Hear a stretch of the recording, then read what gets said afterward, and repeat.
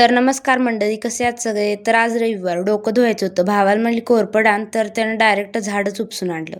त्यानंतर मग कोरपड घेतली, त्यातला गर काढला, मिक्सरला बारीक केला आणि त्यात 2 चमचे नारळाचं तेल टाकून घेतलं आणि ते डोक्याला लावून घेतलं. त्यानंतर आम्हाला जायचं होतं रानामध्ये, कारण की अजून मेथी भरपूर काढायची आहे.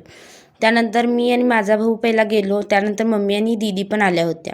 पहिल्यांदा भरपूर अशी मेथी काढून घेतली आणि भावाने पाणी सुरू केलं होतं मेथी धुण्यासाठी.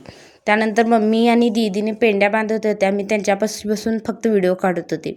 त्यानंतर मग मला मेथी काढायला पाठवलं आणि त्या दोघी पेंड्या बांधत बसल्या आणि भावाने सगळी अशी मेथी स्वच्छ धुवून घेतली होती. त्यानंतर तो बाजारला गेला आणि आम्ही रानात होतो, कारण की घरात पण थोडीशी मेथी घ्यायची होती. त्यानंतर ना खूप छान असा सनसेट होत होता आणि त्यानंतर मग लिंबाचा पाला घेतला आणि ह्या झाडं आहे ना शहरात लावली जातात. तुम्ही याला काय म्हणता? आम्ही याला तर घाणमारी म्हणतो. त्यानंतर हा माझा भाऊ, वेगळंच त्याचं सुरू.